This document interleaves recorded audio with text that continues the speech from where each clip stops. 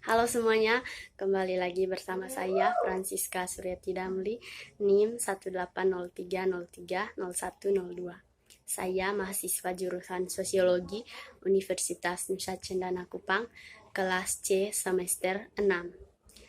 Dalam tugas mata kuliah pendidikan anti korupsi ini, saya akan menganalisis mengenai peluang dan potensi korupsi dana COVID-19 di Nusa Tenggara Timur oleh elit kekuasaan di level kabupaten dan desa. Langsung saja, yang pertama latar belakang. Bencana pandemi COVID-19 ini memaksa pemerintah pusat maupun pemerintah daerah mengalokasikan anggaran yang relatif cukup besar untuk penanganan virus corona dan bantuan sosial bagi warga yang terdampak pandemi tersebut. Meskipun alokasinya bertujuan untuk kepentingan warga, pemanfaatannya dapat berpotensi menyimpang dan disalahgunakan oleh oknum pejabat di lapangan.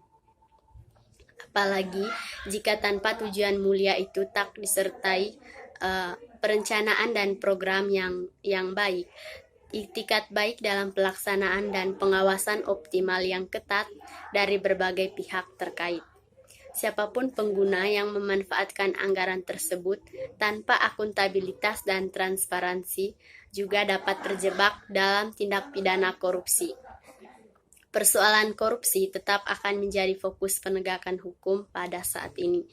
Korupsi sistemik atau korupsi kelembagaan merupakan bentuk kejahatan yang sulit pembuktiannya, yang tumbuh subur sejalan dengan kekuasaan ekonomi, hukum, dan politik. Layaknya sebagai penyakit, maka korupsi ini dikategorikan sebagai penyakit yang kadar penyembuhannya sangat minim dan selalu menjadi bahan atau uji coba bagi penanggulangannya. Hasilnya pun kadangkala sudah dapat diprediksi secara pesimistis, yaitu tidak searah dengan keinginan masyarakat untuk memberantas korupsi. Nah, dalam penanganan COVID-19, pemerintah menggelontarkan dana untuk perlindungan sosial atau bantuan sosial sebesar 203,9 triliun, kementerian atau lembaga atau pemerintah daerah sebesar 106,11 triliun, usaha mikro kecil menengah sebesar 123,46 triliun, pembiayaan korporasi sebesar 53,57 triliun, dan insentif usaha sebesar 120,61 triliun. Nah, dalam dana yang sangat besar ini, celah-celah korupsi pun terbuka dari tiap sektor yang mendapatkan jatah dana dari pemerintah. Sejumlah oknum tentu tak akan melewati kesempatan ini begitu saja. Apalagi tingkat korupsi di Indonesia juga masih terhitung sangat tinggi. Hal ini terjadi di berbagai instansi, baik di pemerintah daerah, pemerintah pusat, hingga badan usaha milik negara. Direktur Eksekutif Center of Reform on Economy Indonesia mengatakan ada peluang korupsi yang cukup besar terhadap dana penanganan COVID-19 ini. Hal ini terutama dalam penyaluran bansos ke berbagai daerah. Secara umum, korupsi di Indonesia masih sangat tinggi. Jumlah dana penanganan virus corona cukup besar. Kalau ada dana besar, tentu ada resiko terjadinya korupsi. Peluang korupsi sangat besar. Bansos juga.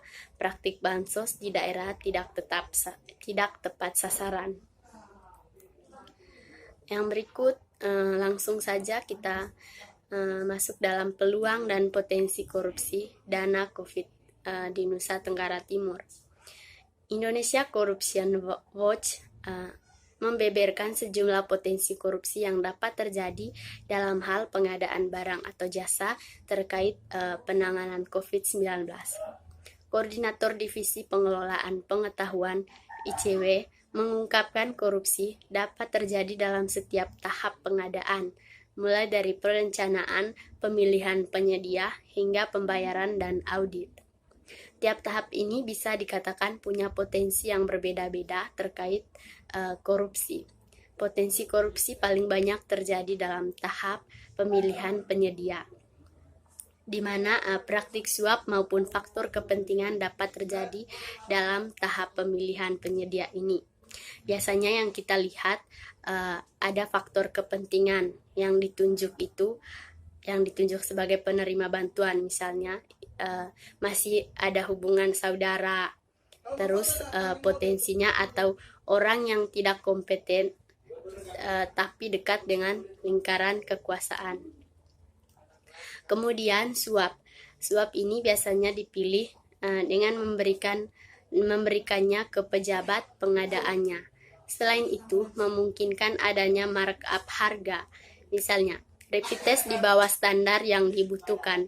Alat-alatnya di bawah standar mengenai kualitasnya. Dan meskipun kualitasnya di bawah standar, namun tetap diterima. Adapun praktik korupsi pada tahap pembayaran dan audit dapat terjadi melalui modus kickback, yaitu memberi keuntungan bagi orang yang memilih penyedia atau audit yang tidak sesuai prosedur. Selanjutnya, dilansir dari beberapa sumber media massa, di Nusa Tenggara Timur, peluang korupsi terbuka dalam pengadaan barang dan jasa di sektor kesehatan. Hal ini berkaitan dengan pengadaan alat kesehatan untuk penanganan virus corona. Pengadaan barang dan jasa juga selalu terjadi korupsi. Hal ini tentu sangat memprihatinkan, apalagi untuk penanggulangan virus corona dananya sangat besar. Sebagai contoh, kasus penyimpangan pengadaan perbekalan kesehatan tahun 2020 yang terjadi di Kabupaten Nagekeo. Berkaca pada kasus ini, sangat dibutuhkan kebijakan pemerintah untuk bersikap transparan dalam membuka data pengadaan terkait COVID-19 ini, mulai dari penyedianya, jumlah dan jenis barangnya, hingga harganya. Praktik korupsi pun tetap dapat terjadi di tahap pelaksanaan pekerjaan, misalnya ketika pengadaan yang dilakukan sebetulnya di bawah standar, namun tetap diterima.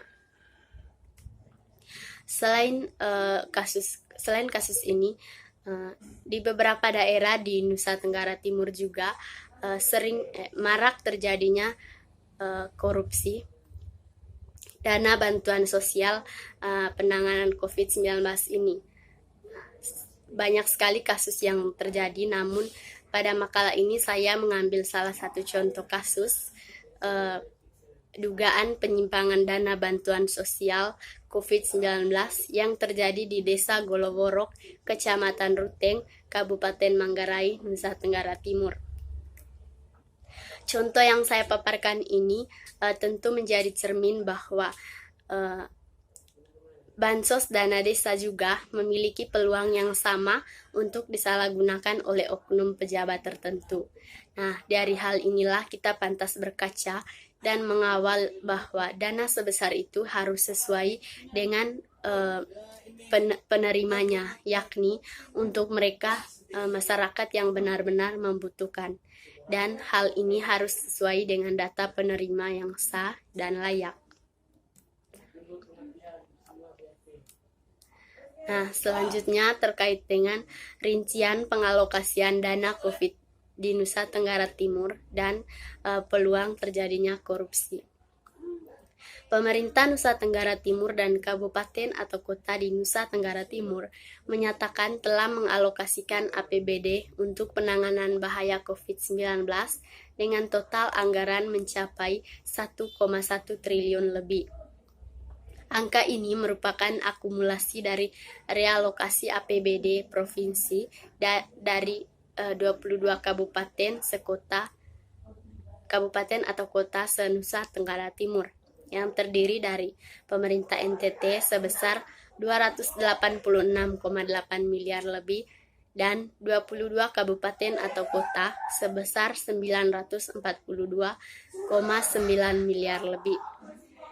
Nah, dengan jumlah realokasi anggaran sebesar itu, berarti pemerintah daerah harus menunda program pembangunan pada 15 pos mata anggaran APBD karena sudah mensubstitusikan anggaran belanjanya dengan penanganan COVID-19. yang berfokus pada 3 sektor. Yang pertama, sektor pembiayaan penanganan COVID-19, yang kedua, sektor jaring pengaman sosial, dan yang ketiga, sektor pemberdayaan ekonomi masyarakat yang terdampak pandemi COVID-19. Nah, dalam pandangan KPK, ketiga sektor ini sama-sama rawan terjadinya korupsi, kolusi, dan nepotisme, sehingga harus diawasi secara ketat, apalagi ada bantuan dana dari Dinas PUPR untuk proyek-proyek yang ditangani, seperti infrastruktur jalan dan jembatan. Juga ada dana dari BLT Dana Desa yang difokuskan untuk membantu kepala keluarga yang kehilangan mata pencaharian akibat pandemi corona. Juga ada sumbangan dari pihak ketiga yang diberikan langsung kepada pemerintah daerah. Nah, modus operandinya masih konvensional, yaitu dengan menciptakan data penerima fiktif, belanja fiktif, biaya pengobatan fiktif, dan lain-lain. Karena lemahnya pengawasan akibat keengganan dan trauma petugas terhadap bahaya COVID-19 ini seakan-akan memberi peluang untuk terjadinya korupsi, untuk memperkaya diri sendiri atau orang lain, atau suatu korporasi yang merugikan keuangan negara dengan potensi kebocoran anggaran yang ditaksir hingga mencapai 30%. Selain masalah yang disebutkan tadi, terkait soal kebocoran dalam mendata dan memilah bantuan dana pihak ketiga yang langsung diberikan kepada pejabat tertentu di daerah, misalnya kepada gubernur atau bupati atau wali kota yang bisa saja tidak terdata atau terdata namun disamarkan. Ini juga sebagai salah satu pintu masuk peluang untuk dikorupsi yang mesti diwaspadai. Juga kebijakan realokasi anggaran pemerintah Provinsi Nusa Tenggara Timur sebesar 286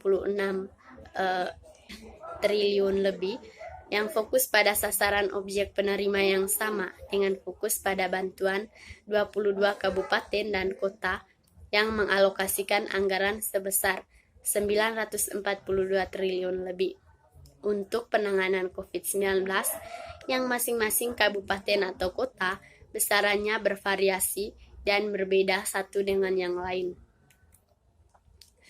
Nah, selanjutnya untuk jaring pengaman sosial, misalnya antara lain pemberian hibah atau bantuan sosial dalam bentuk uang atau barang dari pemerintah daerah secara memadai kepada individu atau masyarakat yang terdampak atau memiliki risiko sosial, fasilitas kesehatan milik masyarakat atau pemerintah yang ikut serta melakukan penanganan pandemi COVID-19, dan instansi vertikal yang berada di wilayah daerah dalam rangka mendukung penanganan pandemi COVID-19 ini. Pemerintah daerah melalui Kementerian Desa, Pembangunan Desa Tertinggal, dan Transmigrasi atau Kementerian Desa PDTT, sejak April lalu, pemerintah sudah mulai mencairkan dana bantuan langsung tunai dana desa di seluruh wilayah di Indonesia. Metode pencairannya akan dilakukan bertahap, dimulai dari bulan April hingga Juni kemarin. Pada setiap bulannya, setiap kepala keluarga miskin akan mendapatkan jatah masing-masing sebesar Rp600.000. Namun demikian, karena kondisi yang berbeda di setiap daerah, pendistribusian ada yang menggunakan cara secara langsung, bahkan melalui pintu ke pintu atau door to door, untuk mengurangi kerumunan massa. Hal ini dilakukan sebagai salah satu cara menghindari kerumunan warga, serta mendukung program pemerintah dalam memutus mata rantai penyebaran COVID-19. Hal ini berarti BLT Dana Desa dapat diberikan kepada penerima secara non-tunai atau transfer perbankan. Meskipun demikian, jika benar-benar tidak memungkinkan untuk dilakukan dengan cara itu, bantuan juga boleh diberikan secara tunai. Hal yang paling utama di sini adalah dana bantuan itu sampai ke penerima BLT dan bisa dipertanggungjawabkan dengan baik. Nah, BLT dana desa yang diberikan kepada warga kurang mampu di desa yang belum mendapatkan program bantuan pemerintah seperti program Keluarga Harapan atau PKH, bantuan pangan non-tunai atau BPNT, dan kartu prakerja. Namun, pengalaman selama ini menunjukkan besarnya anggaran penanganan bencana rentan dan rawan disalahgunakan, bahkan dikorupsi di lapangan. Seperti terekam dalam laporan berbagai pemberitaan media massa, seperti yang terjadi di beberapa daerah di Nusa Tenggara Timur. Selama beberapa tahun terakhir, banyak oknum publik tertentu yang tidak bertanggung jawab dan menyalahgunakan dana bansos atau hibah dengan melakukan korupsi terhadap dana-dana tersebut. Nah, sebelum adanya pandemi COVID-19 saja, oknum pejabat tertentu rentan melakukan korupsi. Nah, dengan adanya pandemi COVID-19 ini malah memunculkan peluang baru bagi para pejabat yang tidak bertanggung jawab untuk melakukan korupsi. Baik, sekian saja penjelasan dari saya. Mohon maaf jika ada kesalahan dalam pemaparan materi ataupun dalam pengucapan kata-kata tertentu. Atas perhatiannya saya ucapkan terima kasih.